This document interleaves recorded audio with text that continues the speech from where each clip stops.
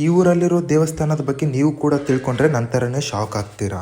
ಎಲ್ಲರಿಗೂ ಮುಂಜಾನೆ ಶುಭೋದಯಗಳನ್ನು ಹೇಳುತ್ತಾ ನಾನಿವತ್ತು ನಮ್ಮ ಅಣ್ಣನ ಗಾಡಿ ತಗೊಂಡು ಅಲ್ಲಿ ದೂರದಲ್ಲಿ ಕಾಣಿಸ್ತಿರೋ ಆಂಜನೇಯನ ದೇವಸ್ಥಾನಕ್ಕೆ ಹೋಗಿದ್ದೆ ಗುರು.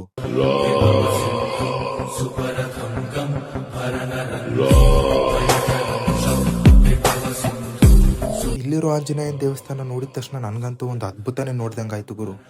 ಸುತ್ತಲೂ ಹಲವಾರು ಹೆಸರಿನ ಗಿಡಗಳು, ಮಳೆ ನೀರು ಬಾರದಂತೆ ಆಂಜನೇಯನಿಗೆ ಈ ಗಿಡಗಳೇ ಕಾವಲು. ಈ ಊರಲ್ಲಿರೋ ಆಂಜನೇಯನ ದೇವಸ್ಥಾನವನ್ನು ನಾನು ನೋಡಿದ ಮೇಲೆ ಈ ದೇವಸ್ಥಾನದ ಬಗ್ಗೆ ಹಲವಾರು ವಿಷಯವನ್ನು ತಿಳಿದುಕೊಳ್ಳುವ ಆಸೆಯಿಂದ ಮನೆಗೆ ಬಂದು ಆಂಜನೇಯನ ವಿಶೇಷತೆ ಬಗ್ಗೆ ನಾನು ನನ್ನ ದೊಡ್ಡಪ್ಪನ ಹತ್ರ ಕೇಳಿದ್ರೆ ನನ್ನ ದೊಡ್ಡಪ್ಪ ಏನಂದ್ರು ಅಂತ ನೋಡೋಣ ಬನ್ನಿ.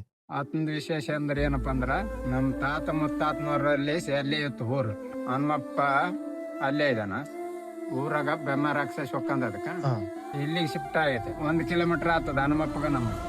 ಆತನ ವಿಶೇಷ ಅಂದ್ರೆ ಏನಪ್ಪಾ ಅಂದ್ರ ಒಂದೇ ದೇಶದಾಗ ಒಳ್ಳೆ ನೀರು ತಂದು ಒಂದೇ ದೇಶದಾಗ ಕಟ್ಟಬೇಕಂತ. ಕಟ್ಟುವ ಅಂತ ಮುಂದೆ ಬಂದವರಿಗೆ ಒಂದೇ ದಿನದಾಗ ಕಟ್ಟಬೇಕಂತಂದು ಕನಸಿನ ಬಂದು ಹೇಳ್ತಾನೆ.